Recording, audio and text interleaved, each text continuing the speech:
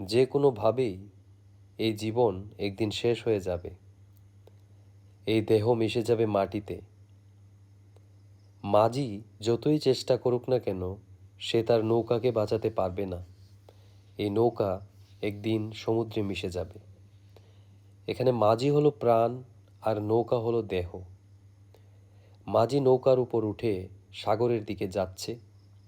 নদীর প্রবাহ তাদের বয়ে নিয়ে যাচ্ছে সমুদ্রের দিকে। এই প্রবাহই হলো সময়, যা অবিরাম বয়ে চলে। প্রত্যেকটি মানুষকেই এইভাবেই ভেসে যেতে হয় সমুদ্রের দিকে, আর শেষে তাদের দেহ মিশে যায় এই সমুদ্রে। কেউই এর থেকে রেহাই পায় না, কারণ এই নিয়ম সবার জন্য সমান। এখন প্রশ্ন হলো, এই নৌকায় বসে মাঝি কি ভাববে, কি করবে? তাকে কি বইটা শক্ত করে ধরে রাখতে হবে, যাতে নৌকা অসময়ে ডুবে না যায়? সে কি চুপ করে বসে থাকবে সারাক্ষণ, নাকি অন্য মাঝিদের সাথে কথা বলবে, নাকি মাছ ধরবে, গান গাইবে, কবিতা লিখবে, পরিবারের কথা ভেবে মন খারাপ করবে, বিশ্রাম নেবে খানিকটা,